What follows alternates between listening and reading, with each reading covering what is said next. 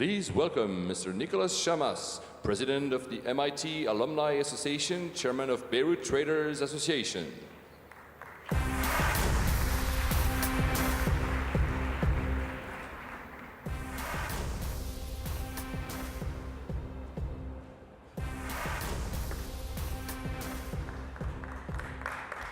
Good morning.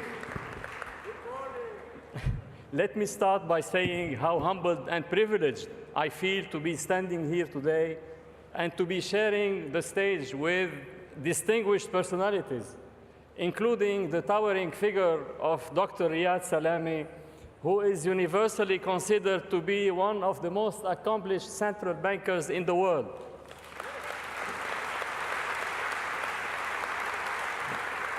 Dr. Salameh is your ultimate out-of-the-box thinker.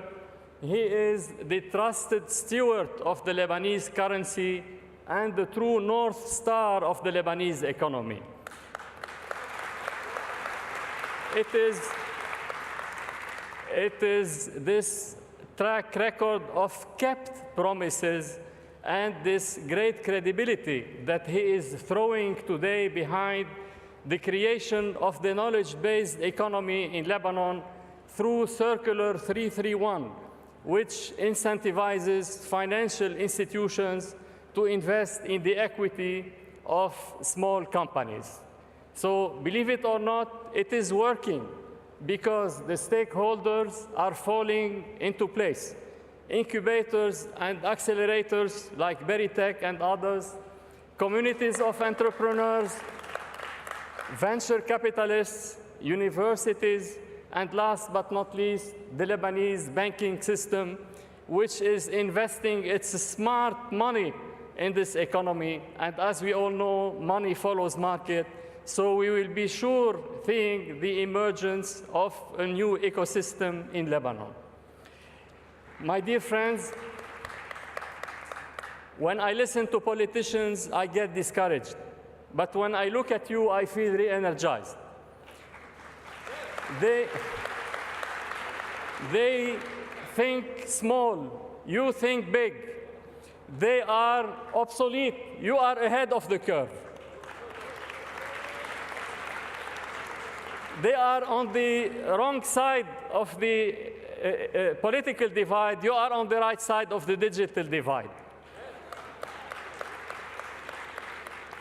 So I invite each and every one of you on this basis to take advantage of the crisis that our part of the region here is going through. It is either a stagnation at best or even a recession.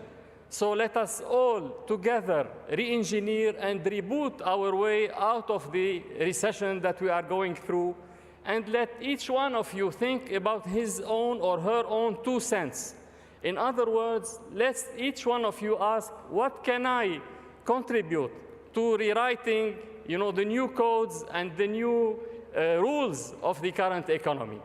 And by doing that, I invite you to be proactive, to be creative, to even be transgressive. But don't be dismissive of the existing sectors of the economy, because they have played a great role, they have brought us so far, and they have kept Lebanon alive during the past important decades. So what I want you to do is really think big, and the sky is the limit. Never in my wildest dreams would I have imagined that one day I would become the 122nd president of the MIT Alumni Association, and to lead that association from 10,000 kilometers away, meaning from right here, from Beirut. This is the true challenge. And as you know, MIT encompasses something like 135,000 alumni and counting. And collectively, they represent a GDP of $2 trillion a year, meaning if it were an economy, it would be the 10th economy worldwide. Naturally, MIT is part of US history because it was established a few weeks after President Abraham Lincoln stepped into the White House. And it has participated in writing this history in war times, like in World War II, with the invention of the radar, which came out from the radiation laboratory and changed the course of the Second World War. And in peace times, MIT has played a major role, for instance, in the Apollo campaign with the design of the lunar landing device. And Buzz Aldrin was, the second man on the moon was affiliated with MIT. More recently, we have played a role in the creation of the World Wide Web and the mapping of the human genome.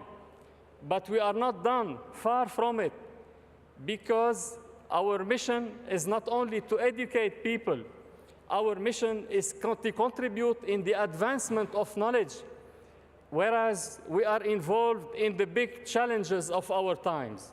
For instance, today we are turning our attention to climate change, to clean water, to renewable energy, to curing vicious diseases like cancer, or figuring out what happens with Alzheimer's and Parkinson's and other mental diseases. Also, we are also in the middle of a campaign for digitalization. Digitalization is the smart use and the smart operation of people, processes, data, and objects. And this is something that Mr. Tony Fadell so extraordinarily personifies. So what I tell you today is to be respectful of the other sectors of the economy. Let us all build a labor force, a labor market that not only ensures a good livelihood for a few thousands of people, but assures rewarding jobs for millions of people to go around. My advice to you today is really, surprise us, impress us, overwhelm us. The people on this podium will be the enthusiastic cheerleaders of your ambitions and of your dreams.